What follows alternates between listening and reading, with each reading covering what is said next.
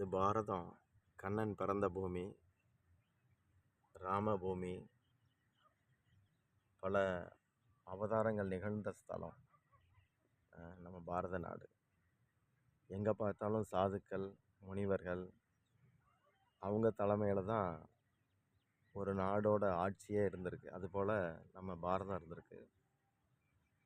எப்போவுமே ஆட்சி செய்கிறங்கிறது சம்பாதிக்கிறத குறிக்காது, ஆடம்பரமாக இருக்கிறதையும் குறிக்காது. என்ன வரவோ அதற்கு தக்க திட்டமிடுறதுக்கு சரியான விவரம் உள்ள மந்திரிகள் இருக்கணும், அட்வைசர்ஸ் அவங்கெல்லாம் இருக்கணும்.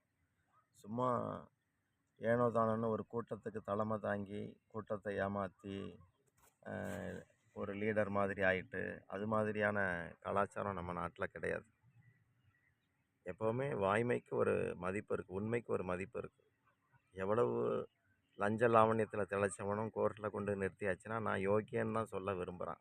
நான் திருடுறேன்னு திருடிட்டேன், ஊழல் பண்ணேன்னு சொல்கிற தைரியம் கிடையாது யாருக்கும். நான் அப்படி செய்யலை, வீண் பழி போடுறாங்க. ஏன் இப்படி சொல்கிறாங்க? ஏன்னா உண்மை வசத்தி, உண்மை தான் உயர்ந்தது.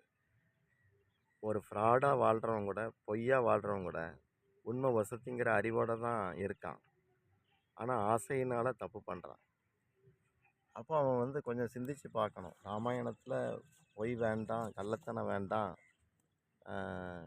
இப்படி இப்படி வாழ்ந்துக்கங்க அப்படின்னு அதில் புத்திமதி சொல்லப்பட்டிருக்கு. நமக்கு நடைமுறையில் வாழ்கிறதுக்கு உண்டான எல்லா யோசனைகளும் அதில் இருக்குது.